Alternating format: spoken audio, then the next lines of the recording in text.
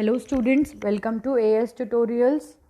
Today we will continue our second chapter from economics, that is people as resource. So students, हम लोगों ने अब तक इस चैप्टर में क्या क्या कंप्लीट किया है. वी हैव सीन, हमने थोड़ा ओवरव्यू लिया था लास्ट चैप्टर का, that there are 4 factors of production: land, labour, physical capital and human capital, जिसमें से 3 फैक्टर्स हम लोगों ने लास्ट चैप्टर में कंप्लीट किए थे. एंड हमारा 4th factor that is human capital हमने इस चैप्टर में स्टार्ट किया था. सो अब तक हमने देखा दैट ह्यूमन कैपिटल जो होता है या ह्यूमन्स जो होते हैं, लोग जो होते हैं, they are the important resource for the country. वो सबसे इम्पॉर्टेंट फैक्टर्स है बिकॉज ह्यूमन कैपिटल बाकी 3 कैपिटल्स को कंबाइन करता है एक साथ एंड तो ही प्रोडक्शन हो पाता है. क्लियर. फिर हमने देखा that people are the assets for the country rather than liability. अगर लोगों को प्रॉपर हेल्थ मिले, प्रॉपर एजुकेशन फैसिलिटीज़ मिले, प्रॉपरली स्किल्ड हो वो लोग, तो वो कंट्री के लिए एक असेट का काम करते हैं rather than a liability. Then उसके बाद हमने 2 फ्रेंड्स की स्टोरी पढ़ी थी, Sakal and Vilas. We saw that कि कैसे अर्ली ईयर्स में साकाल को प्रॉपर एजुकेशन मिला, साकाल हेल्दी था and due to that reason उसके यंगर एज में व्हेन वी सॉ, जब उसको जॉब मिला, उसको प्रमोशन भी बिकॉज उसके पास अच्छी स्किल्स थे, वो हेल्दी था, वो एजुकेटेड था, due to all this reasons उसको प्रमोशन भी मिला. That is early year of schooling and proper health की वजह से फ्यूचर में वो प्रॉपर जॉब अचीव कर पाया, उसके फैमिली का भी स्टैंडर्ड ऑफ लिविंग इम्प्रूव हुआ. देन उसके बाद हमने विलास की स्टोरी पढ़ी. वी सॉ दैट कि विलास हेल्दी नहीं था, नेक्स्टली विलास एजुकेटेड भी नहीं था and at the end of the story हमने देखा दैट विलास जो जिस पोजीशन पर अपने चाइल्डहुड में था उसी पोजीशन पर अपने यंगर एज में भी रह गया. गेटिंग, जिस पोजीशन पर था, दैट इज़ उसकी मदर जो वर्क करती थी, सेम वर्क किसके पास पास ऑन हुआ? विलास के पास. तो ये दोनों फ्रेंड्स की स्टोरी हमें बताती है कि why education is very much important. Then उसके बाद हमने देखा था about the economic activities. We saw that there are total 3 sectors: primary, secondary and tertiary. Primary sector में क्या क्या चीज़ें आती है? The things which are directly related to nature, that is agriculture, fishing, poultry farming, ये सब किस में आता है?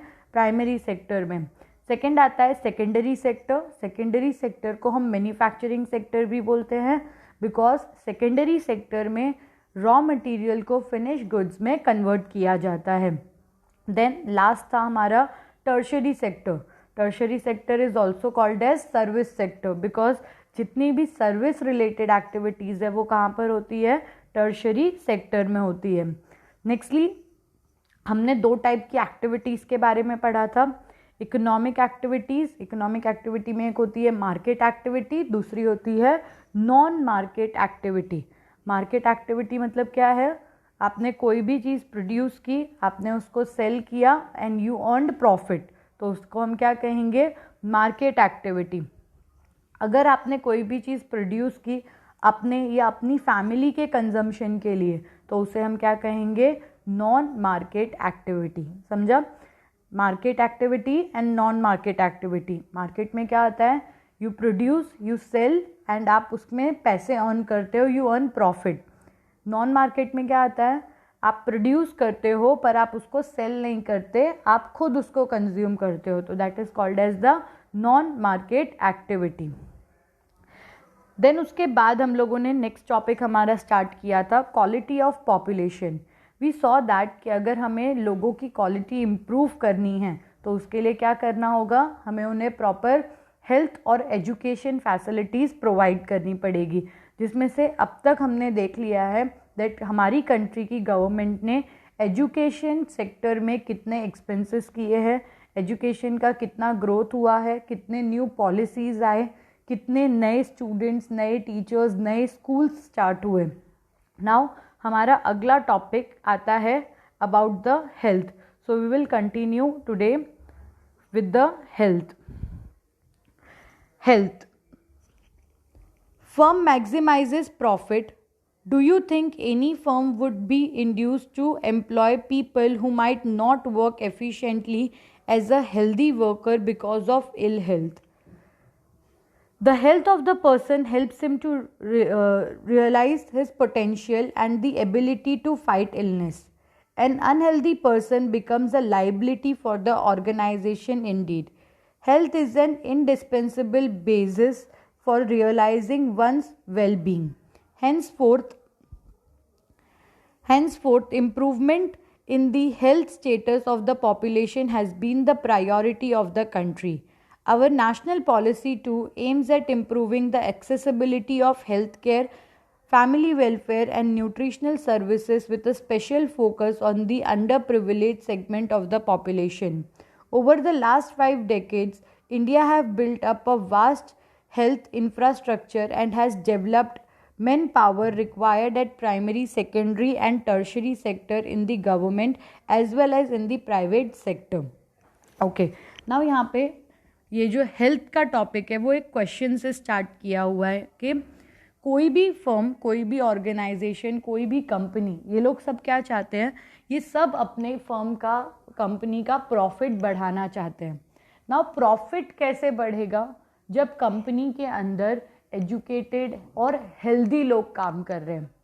गेटिंग, अगर कंपनी में अनहेल्दी लोग काम कर रहे हैं तो धीरे धीरे करके वो कंपनी के लिए क्या हो जाएंगे, एक लाइबिलिटी हो जाएंगे. वाई लाइबिलिटी हो जाएंगे? बिकॉज तबीयत ठीक नहीं है, they will not regularly attend the work, रोज़ काम पर नहीं आएंगे, देन जो भी उनके टारगेट्स है वो अचीव नहीं कर पाएंगे. मतलब स्मार्ट है, एजुकेटेड है, but they are not healthy. Healthy ना होने की वजह से उनका जो वर्क कैपेसिटी है वो कम होता जाएगा. वर्क कैपेसिटी अगर कम हुआ तो ऑटोमेटिकली फर्म का, कंपनी का प्रॉफिट भी कम हो जाएगा. इसीलिए फर्म्स क्या करते हैं, वो उन एम्प्लॉयज़ को जॉब देते हैं जो एम्प्लॉयज़ हेल्दी हैं एंड साथ साथ में एजुकेटेड है. तो इन शॉर्ट हेल्थ बहुत इम्पॉर्टेंट है, बिकॉज अगर आप हेल्दी नहीं हो तो जितना कैपेबिलिटी आपके अंदर है, जितना क्वालिटी आपके अंदर है, उसको आप फुल्ली अचीव नहीं कर पाओगे. अगर आप खुद उसको फुल्ली अचीव नहीं कर पाते तो इवन ऑर्गेनाइजेशन को भी उसका बेनिफिट नहीं मिलेगा. नाउ हमारी कंट्री की गवर्नमेंट ने भी इस टॉपिक को प्रॉपरली अंडरस्टैंड किया है that health of the person is very much important, and due to that reason country ने न्यू पॉलिसीज़ भी बनाई हैं, पुरानी पॉलिसीज़ को भी इम्प्रूव किया है. एंड ये सब पॉलिसी का एम क्या है, to achieve the better health status of the country. अगर हम देखेंगे तो लास्ट फ्यू डेकेड्स में हमारी कंट्री में हेल्थ सेक्टर जो है वो बहुत इम्प्रूव हुआ है. यहाँ पर हमें एक शॉर्ट रिपोर्ट जैसा हम कह सकते हैं वो दिया हुआ है, जिसमें हमें बताया है कि हमारी कंट्री में लास्ट 5-6 डेकेड्स में कितने इम्प्रूवमेंट्स हुए हैं.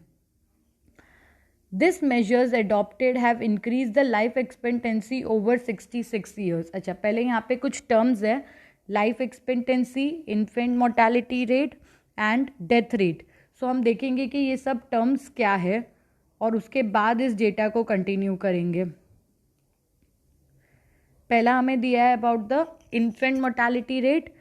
Infant mortality rate is the death of child under 1 year of age. Infant mortality rate क्या होता है? इन्फेंट मतलब newly born baby. So we all know कि न्यूली बॉर्न बेबी का इम्यून सिस्टम वीक होता है एंड सराउंडिंग्स में बहुत सारी डिजीज़ेज होती है, बहुत सारे बैक्टीरियाज होते हैं जो उसके इम्यून पर अटैक कर सकते हैं. एंड आपने देखा रहेगा कि जो न्यूली बॉर्न बेबीज़ है उनको टाइमली वैक्सीन्स लगते हैं. ये वैक्सीन क्यों लगाए जाते हैं उनको? सो दैट जो सराउंडिंग में बैक्टीरियाज है उन सब से उनका इम्यून सिस्टम फाइट कर सके. ये कब पॉसिबल है?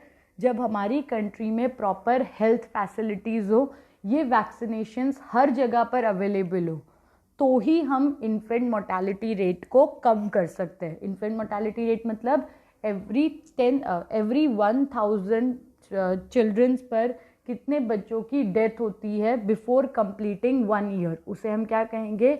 Infant mortality rate. 1 साल पूरा होने से पहले एवरी 1000 पर कितने बच्चों की डेथ हुई, that is called as infant mortality rate.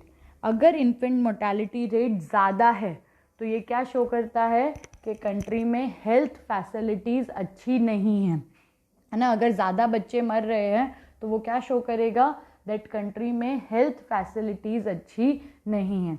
Infant mortality rate कम होना मतलब कंट्री के अंदर हेल्थ फैसिलिटीज़ इम्प्रूव हुई है। फिर नेक्स्ट आता है birth rate. It is the number of babies born for every 1000 people during a particular year. The birth rate क्या होता है कि हर 1000 लोगों पर कितने न्यू बेबीज बॉर्न हुए हैं, उसे हम क्या कहेंगे, birth rate. Death rate, death rate मतलब एवरी 1000 में कितने लोगों की डेथ हुई है, that is called as the death rate. So continue करते हैं, यहाँ क्या दिया है हमें. This measures adopted to have increased the life expectancy over 66 years in 2011. अच्छा, लाइफ एक्सपेक्टेंसी मतलब क्या होता है कि ऑन एन एवरेज एक पर्सन कितने ईयर्स तक जिएगा, उसे हम क्या कहते हैं, लाइफ एक्सपेक्टेंसी. सिंपल कैलकुलेशन है इसका, दैट अगर आपकी कंट्री में हेल्थ फैसिलिटीज़ अच्छी है तो लोगों की लाइफ जो है वो ज़्यादा मतलब लॉन्ग रहेगी, क्योंकि अगर उन्हें कोई बीमारी होती है, उनको ट्रीटमेंट मिलता है तो ऑटोमेटिकली उनकी लाइफ बढ़ जाएगी. अगर आपकी कंट्री में हेल्थ फैसिलिटीज़ अच्छी नहीं हैं तो लाइफ एक्सपेक्टेंसी रेट कम हो जाएगा. हमारी कंट्री को जब इंडिपेंडेंस मिला था, दैट इज़ जब हम कह सकते हैं 1950s के टाइम पे अराउंड, हमारा लाइफ एक्सपेक्टेंसी रेट सिर्फ 32 ईयर्स था. कितना था, सिर्फ 32. एवरेज एज कितनी थी हमारी कंट्री में, 32 ईयर्स हमारी एवरेज एज थी. वो इंक्रीज होकर अब कितनी हो गई है, 66 ईयर. अच्छा, इसका मतलब ये नहीं है कि 66 पे आके सब मर जाएंगे. इसका मतलब क्या है, दैट जब हमने टोटल कैलकुलेट किया, एवरेज निकाला, तो कितना निकला हमारा, 66 ईयर्स. इसमें कुछ लोग ऐसे हैं जो 66 के ऊपर भी जिएंगे, कुछ लोग ऐसे भी हैं जो उसके पहले जिनकी डेथ हो गई है. तो ये क्या है, एक एवरेज एज है. ये शो कर रहा है फ्रॉम 32 ईयर्स टू 66 ईयर्स. ये क्या शो कर रहा है हमें, दैट हमारी कंट्री में मेडिकल फैसिलिटीज़ कितनी इम्प्रूव हुई है. पहले छोटी बीमारियों की वजह से भी लोगों की डेथ हो जाती थी. आज के टाइम पर कैंसर जैसे बीमारियों का भी हमारे पास ट्रीटमेंट अवेलेबल है. So this shows that country में हेल्थ फैसिलिटीज़ इम्प्रूव हुई है. Infant mortality rate have come down from 147 in 1951 to 42 in 2012. क्या दिया हुआ है यहाँ पे, दैट हमारी कंट्री में infant mortality rate, that is her 1000 बच्चों पे 147 बच्चों की डेथ हो जाती थी क्योंकि हेल्थ केयर फैसिलिटीज़ अच्छी नहीं थी. अब वो रिड्यूस होकर कितना हो गया है, 42 years. This also shows again कि कंट्री के अंदर हेल्थ फैसिलिटीज़ इम्प्रूव हुई है. Crude birth rate has dropped to 22.1 and the death rate to 7 within the same duration of time. Death rate, birth rate भी कम हुआ है and death rate भी कम हुआ है. Increase in the life expectancy and improvement in child care are useful in assessing the future progress of the country. Increase in longevity of the life is an indicator of good quality of life marked by self-confidence. Reduction in infant mortality rate involves the protection of children from infection, ensuring nutrition along with mother and child care. क्या दिया हुआ है यहाँ पे, that infant mortality rate कम होना, life expectancy rate बढ़ना, ये सब चीज़ें क्या शो करता है, दैट कंट्री के अंदर मेडिकल फैसिलिटीज़ इम्प्रूव हुई है. कंट्री के अंदर अब बच्चों के हेल्थ पर, बाकी लोगों के हेल्थ पर एक्स्ट्रा अटेंशन दिया जा रहा है.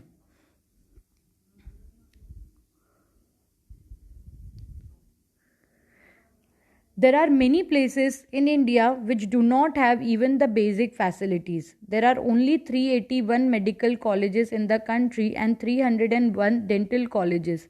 Just 4 states like Andhra Pradesh, Karnataka, Maharashtra and Tamil Nadu have maximum number of college.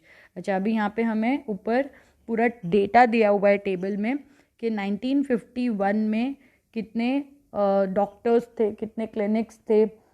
सो यहाँ पे हम स्टार्ट करते हैं. सबसे पहले हमें किसके बारे में दिया हुआ है, सब centres, primary health centres and community health centres. This are owned by government. हम पहले कितने थे, 725 ओनली. अब कितने हैं?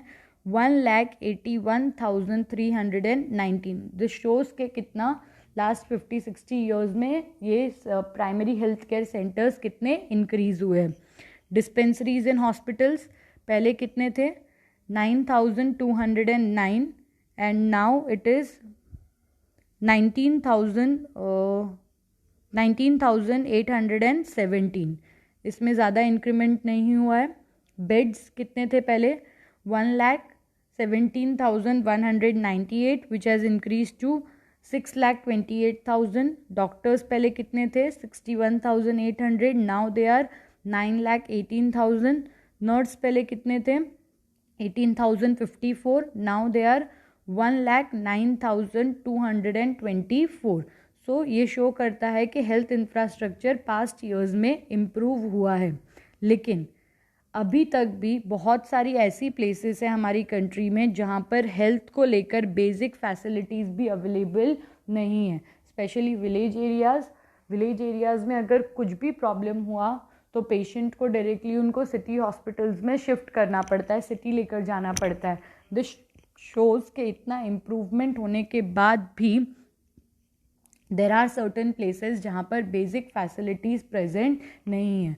हमारे कंट्री में सिर्फ 381 मेडिकल कॉलेजेस हैं एंड 301 डेंटल कॉलेजेस है. एंड ये भी पूरी कंट्री में इवनली स्प्रेड नहीं है. 4 स्टेट्स है जहाँ पर maximum number of colleges present है, that is Andhra Pradesh, Karnataka, Maharashtra and Tamil Nadu. पूरी कंट्री में प्रॉपर मेडिकल सेंटर्स भी प्रेजेंट नहीं हैं. यहाँ पर हमारा हेल्थ का टॉपिक कंप्लीट होता है. ओके, तो हमने देखा दैट गवर्नमेंट ने क्या क्या इम्प्रूवमेंट्स किए हैं. हमने ये भी देखा कि हेल्थ और एजुकेशन के फील्ड में गवर्नमेंट कहाँ कहाँ पर लैक कर रही है. करेक्ट. अब तक क्या देखा हमने? दैट एजुकेशन फील्ड में गवर्नमेंट ने बहुत सारी नई पॉलिसीज़ बनाई है, बहुत इम्प्रूवमेंट्स किए हैं. Same goes with the health care also. Health में भी गवर्नमेंट ने बहुत इम्प्रूवमेंट्स किए, नई पॉलिसीज़ बनाई है, नए कॉलेजेस, हॉस्पिटल सब कुछ सेटअप किए हैं. बहुत इम्प्रूवमेंट हुआ है. बट स्टिल नाउ हेल्थ और एजुकेशन सेक्टर दोनों में ही कुछ कमियां हैं जिनको फ्यूचर में गवर्नमेंट को फुलफ़िल करना चाहिए. ओके, यहाँ पर हमारा वो टॉपिक कंप्लीट हो गया. नेक्स्ट अब हमारा टॉपिक आता है द टॉपिक ऑफ अनएम्प्लॉयमेंट. कौन सा टॉपिक? अनएम्प्लॉयमेंट. अगर हम अनएम्प्लॉयमेंट को हिंदी में बोलेंगे तो ये क्या होता है? बेरोज़गारी. दैट इज़ जब आपको काम करना है पर आपको काम मिल नहीं रहा है तो उसे हम क्या कहेंगे? अनएम्प्लॉयमेंट. गेटिंग? आप वर्किंग एज ग्रुप में आते हो, आप काम करना चाहते हो but you are not getting the work, तो उसे हम क्या बोलेंगे? अनएम्प्लॉयमेंट. ठीक है. ये सब जो वर्ड्स मैंने बोले अभी हम आगे देखेंगे कि वर्किंग एज क्या होती है. ओके, विलिंगनेस टू वर्क क्या होता है, वो सब हम इस टॉपिक में देखेंगे. Okay. Sakal's mother Sheila looked after the domestic children and helped her husband Bhuta in the field. Sakal's brother Jitu and sister Situ spent their time playing and roaming. Can you call Sheila or Jitu or Situ unemployed? If not, why? क्या दिया हुआ है हमें यहाँ पे कि साकाल की mother घर के काम करती थी, बच्चों को देखती थी एंड साकाल के फादर को फील्ड पर जाकर हेल्प करती थी. साकाल के जो भाई बहन थे दैट इज़ जीतू और सीतू, ये लोग हमेशा खेलते रहते थे, दे वर नॉट वर्किंग. तो हमको एक क्वेश्चन पूछा है, क्या शीला, जीतू या सीतू तीनों में से कोई भी अनएम्प्लॉयड है? अगर हाँ तो क्यों, और अगर ना तो क्यों? सो यहाँ पे डायरेक्टली हमको पूछ लिया है इफ़ नॉट वाई. मतलब इन शॉर्ट क्या बता रहे हैं ये कि ये तीनों में से कोई भी अनएम्प्लॉयड नहीं है. क्यों अनएम्प्लॉयड नहीं है वो हम रीज़न देखते हैं. देखो, सबसे पहले फाइंड आउट करने के लिए कि why they are not unemployed हमें क्या देखना पड़ेगा कि व्हाट इज़ अनएम्प्लॉयमेंट. तभी हम डिसाइड कर पाएंगे कि वो लोग एम्प्लॉयड है या नहीं है. Unemployment is said to exist when people who are willing to work at the going wages can not find jobs. Unemployment क्या होता है? जो लोग काम करना चाहते हैं और एग्जिस्टिंग वेज रेट, मतलब जो भी रेट मिल रहा है, जो भी पगार उनको मिल रही है, जो भी वेजेस उनको मिल रही है, उस वेजेस पर भी काम करने के लिए रेडी है, बट देन टू उनको काम नहीं मिल रहा है, तो उसे हम क्या कहेंगे? Unemployment. Clear? Sheela is not interested in working outside her domestic domain.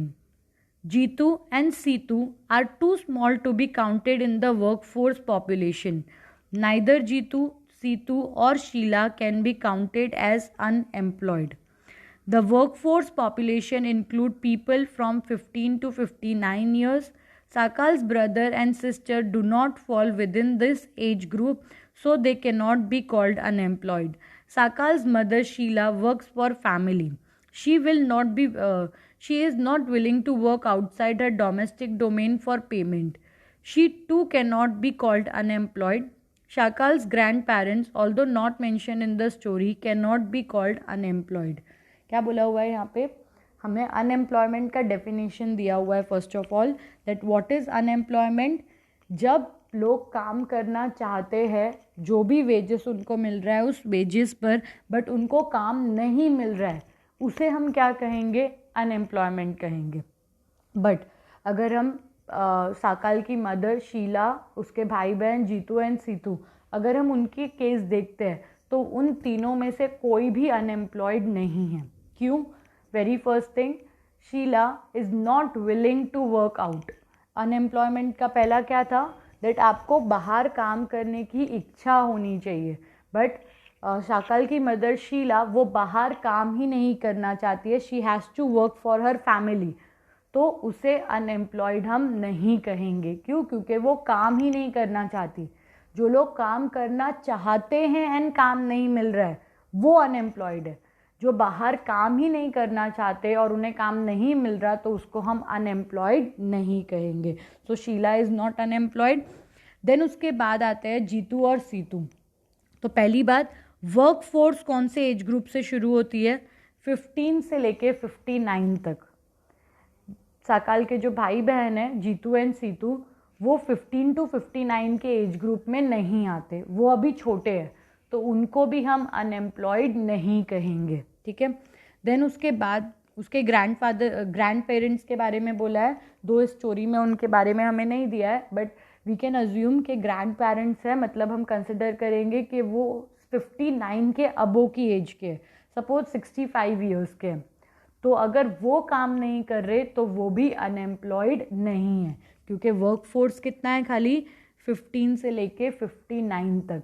इसके पहले और इसके बाद के पॉपुलेशन को अनएम्प्लॉयड कंसिडर नहीं किया जाता. सो अगर हम अपनी स्टोरी में देखें तो शीला, जीतू, सीतू तीनों में से कोई भी अनएम्प्लॉयड नहीं है. First reason, Sheela working age group में आती है लेकिन वो वर्क बाहर नहीं करना चाहती, तो she is not unemployed. Then उसके बाद जीतू और सीतू, वो तो वर्क ग्रुप में आते ही नहीं हैं, इसीलिए वो लोग भी अनएम्प्लॉयड नहीं हैं. Okay. In the case of India, we have unemployment in rural and urban areas. However, the nature of unemployment differs in rural and urban areas.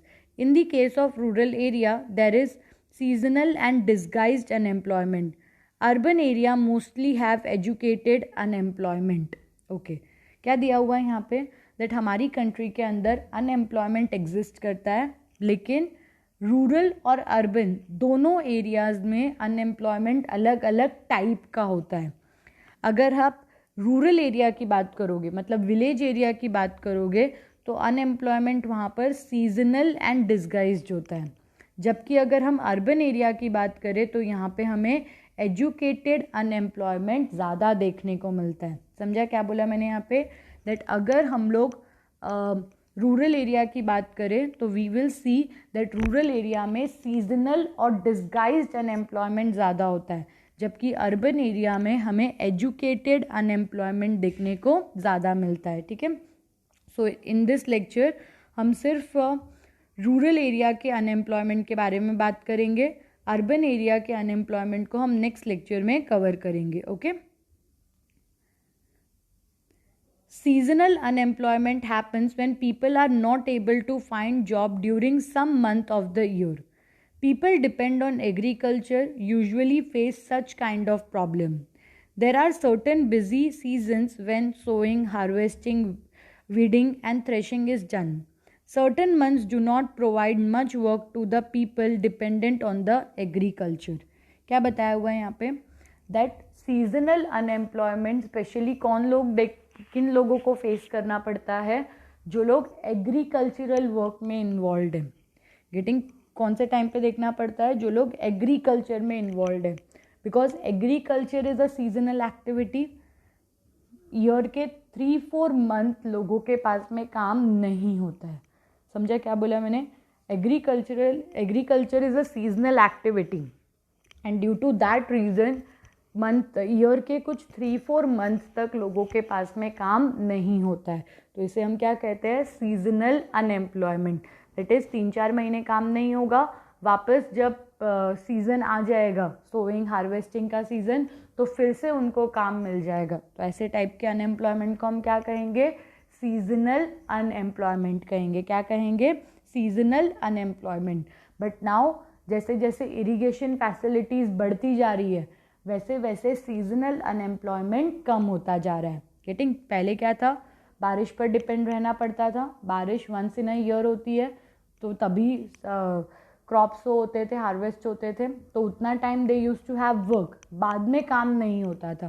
But अब इरिगेशन की वजह से, because different new types of crop हम grow कर पा रहे हैं, तो धीरे धीरे ये कम हो रहा है.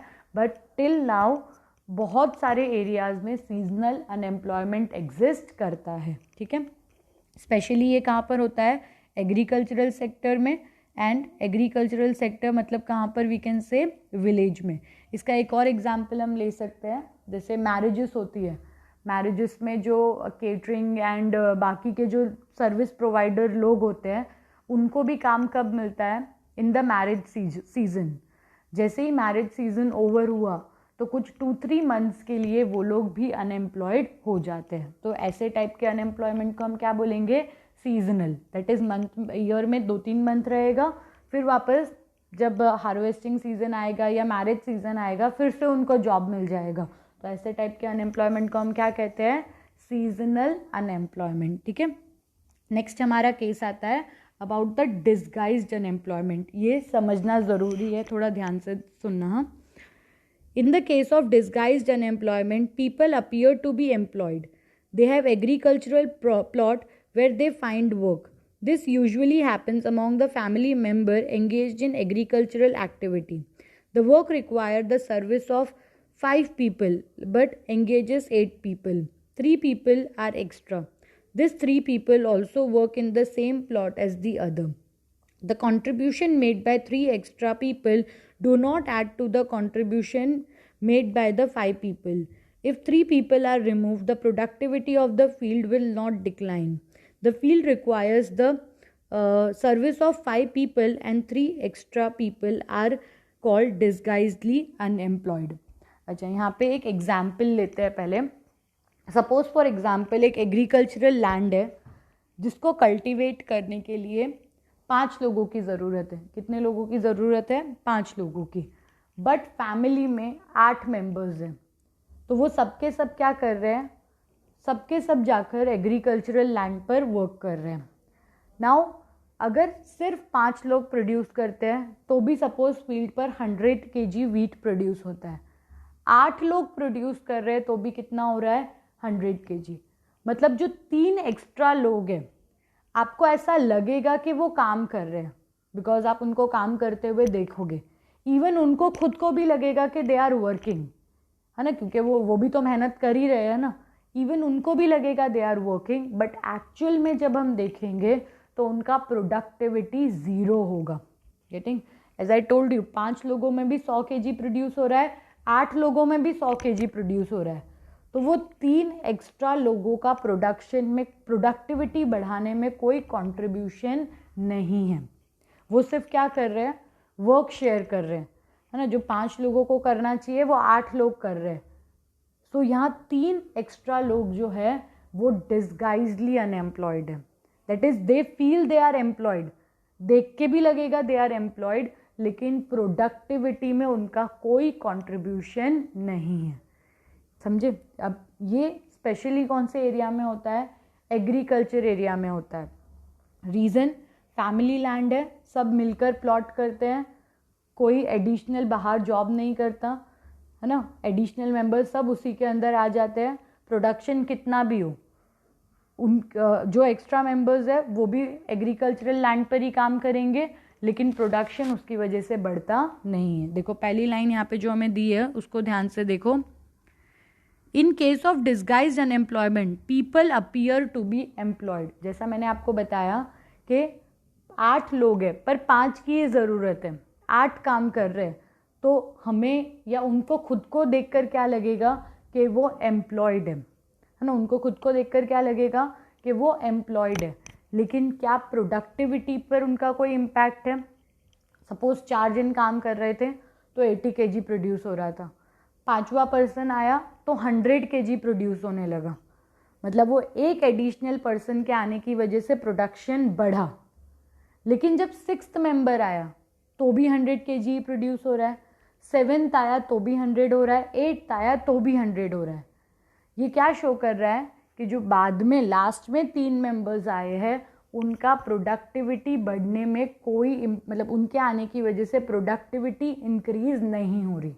एंड अगर प्रोडक्टिविटी इंक्रीज नहीं हो रही दैट मीन्स वो लोग डिस्गाइजली क्या है? अनएम्प्लॉयड। वो दिख रहे कि एम्प्लॉयड है बट एक्चुअल में वो एम्प्लॉयड नहीं है, वो प्रोडक्शन में कुछ इंक्रीमेंट नहीं कर रहे। अगर आप एक कंपनी में देखोगे, अगर सपोज कंपनी को कुछ प्रोड्यूस करना है, एक पर्सन 10 यूनिट बनाता है, कंपनी को 100 यूनिट बनवाने हैं, तो कंपनी क्या करेगी? 10 लोगों को हायर करेगी, 10 जन से बनवा लेगी।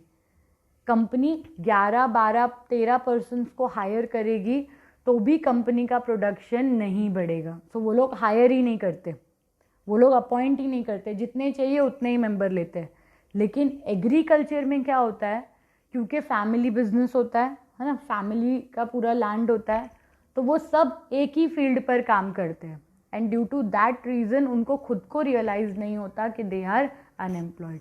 डिस्गाइज्ड अनएम्प्लॉयमेंट कितना है कंट्री के अंदर वो फाइंड करना बहुत डिफ़िकल्ट होता है, गेटिंग, क्योंकि आपको पता ही नहीं चलता, नोबडी नोज़, गेटिंग। अगर आपके पास काम नहीं है, आप घर पे बैठे हो, तो क्लियरली विजिबल होगा कि आप अनएम्प्लॉयड हो। लेकिन डिस्गाइज्ड अनएम्प्लॉयमेंट के केस में क्या हो रहा है? आप दिख रहे हो कि आप एम्प्लॉयड हो पर आप प्रोडक्शन नहीं बढ़ा पा रहे। सो डिस्गाइज्ड अनएम्प्लॉयमेंट फाइंड आउट करना बहुत डिफ़िकल्ट होता है। सो आज के दिन हम यहीं पर स्टॉप करेंगे। 2 अनएम्प्लॉयमेंट्स हमने पढ़े। सीजनल में क्या होता है? That for a particular season, that is month, कुछ पर्टिकुलर मंथ्स के लिए person do not get the job. Disguised में क्या होता है? People seems to be employed, देख के लगता है कि ही इज़ एम्प्लॉयड, लेकिन उसके काम की वजह से प्रोडक्टिविटी बढ़ती नहीं है, तो उसे हम क्या कहेंगे?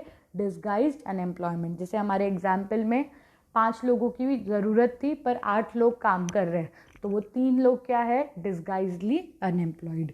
अगले लेक्चर में हम एजुकेशनल अनएम्प्लॉयमेंट के बारे में पढ़ेंगे। Okay, thank you students.